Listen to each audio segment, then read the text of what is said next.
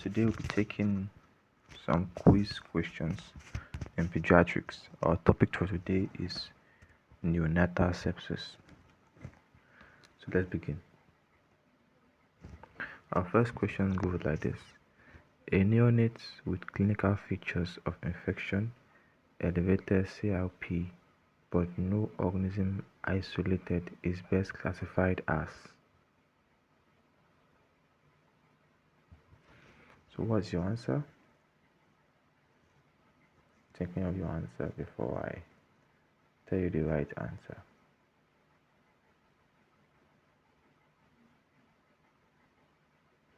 So the answer here is B, possible sepsis.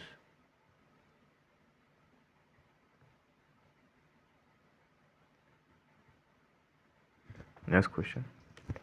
Which laboratory finding is most consistent with probable neonatal sepsis?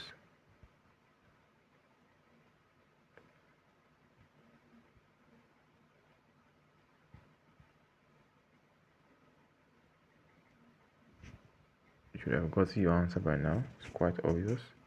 So the answer here is C. Going to the next question now. The incidence of neonatal sepsis is highest in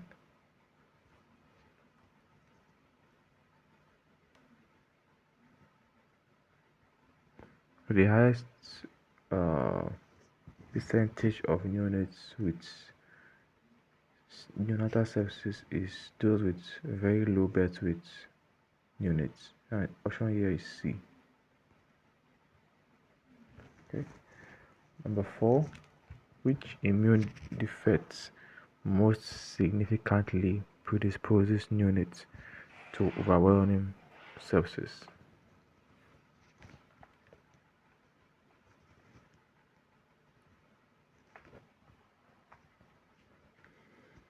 Okay, so I've got your answer by now. So the answer here is C. Depleted neutrophil storage pool. Kindly subscribe. I really appreciate it. Thank you. Number 5. The predominant immunoglobulin present in neonates at birth is IgA, IgM, IgE, IgG, IgD.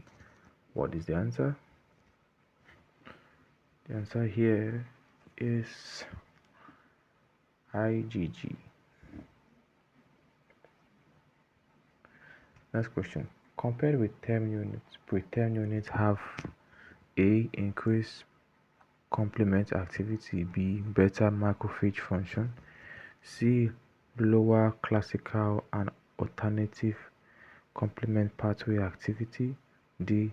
Higher antibody production, E. Mature T cell memory. The answer here is C. Number 7. Early onset neonatal sepsis typically occurs A.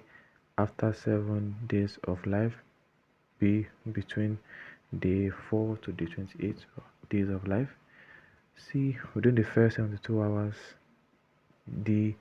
After discharging from the hospital, E. Only in preterm units. The answer here is quite simple. The answer here is the first 72 hours of life, while for late onset is from the 4th day to the 28th day. Thank you. Number 8. The most common route of infection in early onset neonatal sepsis is A. Postnatal hospital exposure, B. Breast milk transmission, C. Transplacental viral spread, D. Exposure to vaginal flora during birth, E. Community acquired infection. And the answer is D. Exposure to vaginal flora during birth. So that is the most common route of infection that can lead to neonatal sepsis. Early onset neonatal sepsis. Oh, question number 9. Late onset neonatal sepsis is most likely associated with A. Sudden fulminant onset only, B. No identifiable focus of infection, C. Insidious onset with focal infection, D. Exclusively maternal organisms, E. In utero transmission. Do we got your answer? The answer for number 9 is insidious onset with focal infections. Number 10.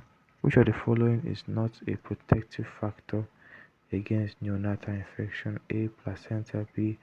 Choroid amniotic membrane, C. Breast milk, D. Bottle feeding, E. Antibacterial factors. I guess the option here is a very simple question. The answer is D. Bottle feeding. It has nothing that can help to prevent neonatal infections leading to neonatal sepsis. Number 11. Neonates acquire infection postnatally mainly through A.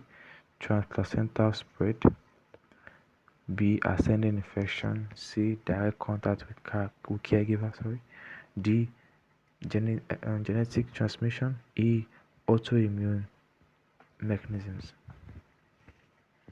So the answer for this one, number 11, is what did you get?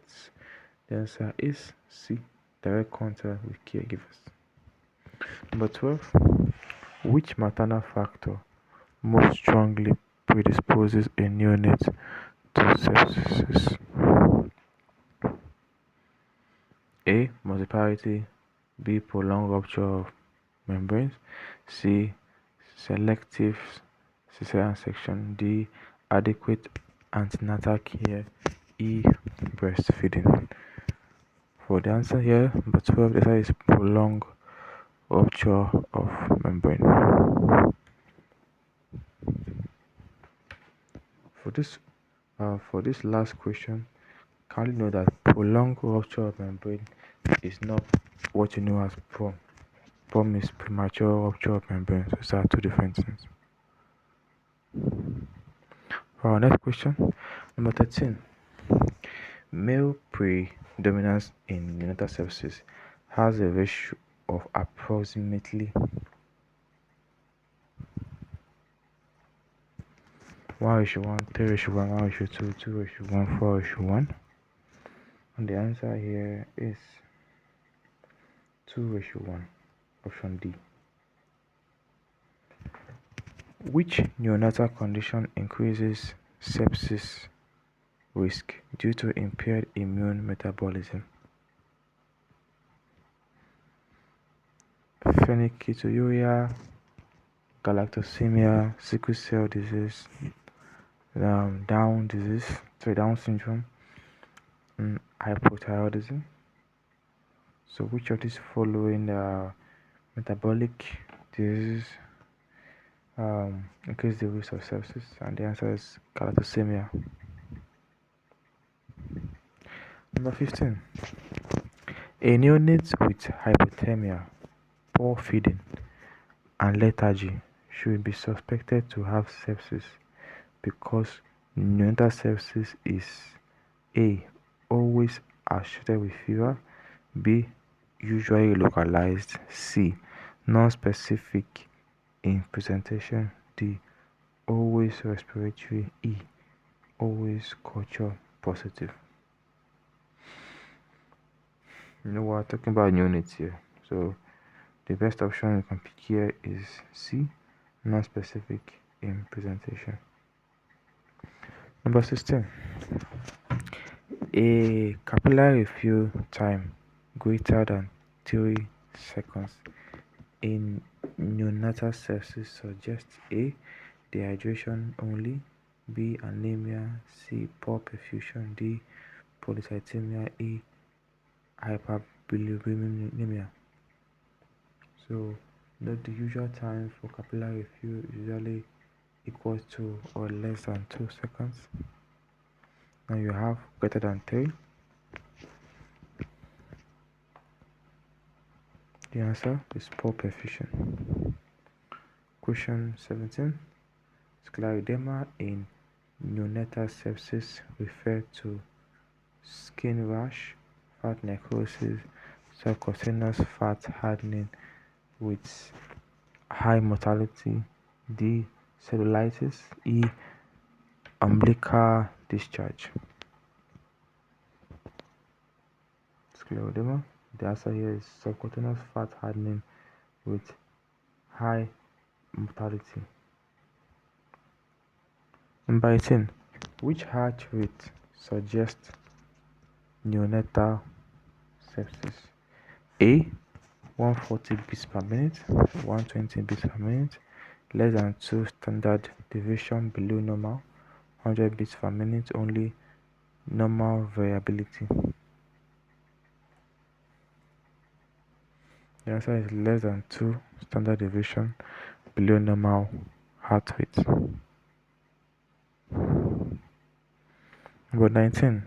A systolic blood pressure less than 65 mm mercury in a neonate suggests normal neonatal physiology, hypertension, hypotension, cardiomegaly, anemia. And the answer here is hypotension. That was pretty obvious. To the next question, question 20. The most useful hematological index in neonatal sepsis is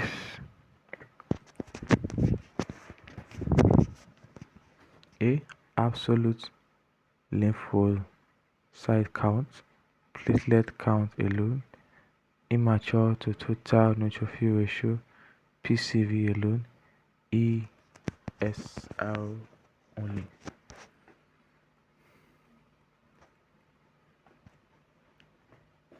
They are all important, but the most important here will be C, immature to total neutrophil ratio. You know what I'm referring to sepsis. Question 21. An I to T ratio greater than 0.2 is suggestive of A. Normal neonatal response, B. Viral infection, C. Bacterial sepsis, D. Anemia, E. Thrombocytosis.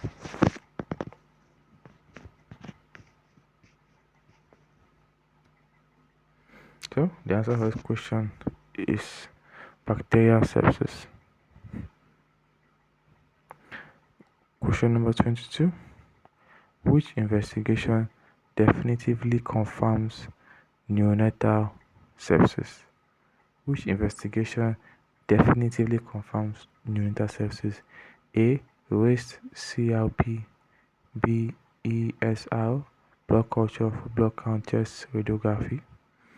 So they're asking which of these tests would you do, and if the test should come out positive, then you have gotten a confirmatory result that this patient actually has sepsis. And the answer here is blood culture.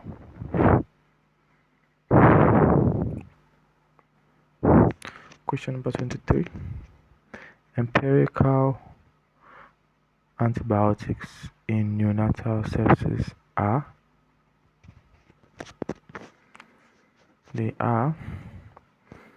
initiated A. After culture results, B. Only improving sepsis, C. Before culture results are available, D. Only after imaging, E.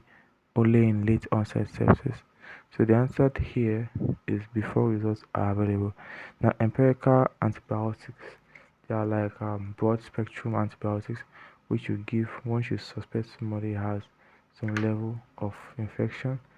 So when the tests from blood culture is out, then you can know which specific organism the person has, and you can now switch from empirical antibiotics to narrow spectrum antibiotics. Question number 24. The preferred route of antibiotics administration in neonates is A. Oral, B. Intramuscular, C. Subcutaneous, D. Intravenous, E. Intraosseous. The preferred route of antibiotic administration in neonatal sepsis is what? So we want to give through IV so as to have an immediate onset of action of the antibiotics to prevent the level of damage and the level of spread of the microbes to other unaffected parts of the body. Question number 25. Ampicillin and gentamicin are commonly used empirically to cover A. Viral infection, B. Fungal infection, C. GBS and E. coli, D. Anaerobes, E. Mycobacteria. So what do you commonly use these ones for? They're commonly used for option C. Option C is group B, streptococcal infection and Escherichia coli. Next question.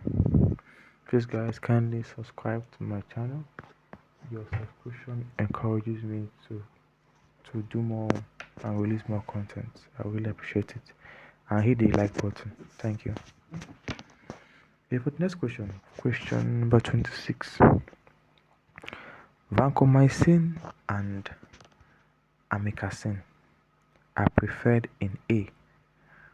Community acquired viral sepsis, nosocomial streptococcal sepsis, fungal sepsis, early onset sepsis only, uncomplicated sepsis. So when will you give vancomycin and amikacin? These two, they are both antibiotics. So when would you want to give them? You want to give them when you suspect nosocomial streptococcal sepsis in a child. So for the next question, question number 27, which is not a supportive treatment measure in neonatal sepsis? A. Oxygen therapy, volume expanders, correction of hypoglycemia, immediate oral feeding, seizure control. So which of the following supportive treatment is not a supportive treatment for somebody who has neonatal sepsis? So when a child has sepsis, you already put the child on the antibiotics. There are some other treatment you want to give the child also to either prevent or to treat any complications. So among these options, the one that is not really needed is immediate oral feeding. This is not among what I will give. Question 28. Kindly subscribe. Question 28. Okay. I said a serious hematological complication of neonatal sepsis is A. Polycythemia, disseminated intravascular coagulation, leukemia reaction, thrombocytosis, iron overload. So the following is a serious hematological complication of neonatal sepsis, and the answer is DIC, disseminated intravascular coagulation. Question 29. Primary prevention of neonatal sepsis includes all except A. Hand washing, exclusive breastfeeding, exchange blood transfusion, good antenatal care, immunization. Those are the following can you use to prevent neonatal sepsis. They are all good answers except for one. C. Exchange blood transfusion. We don't do this to prevent. Now I want to do it maybe as a treatment option, but we don't use it to prevent. Okay. For our last question on this particular topic, we have secondary prevention of neonatal sepsis focuses on A. Rehabilitation, B. Limitation of disability, early diagnosis and prompt treatment, physiotherapy, cochlear implantation. Okay, so the following is the secondary prevention of neonatal sepsis. Okay, so the answer for this last question is early diagnosis and prompt treatment. So we've come to the end of questions for this topic. Kindly subscribe and like. See you in my next video. Thank you very much. Thank you.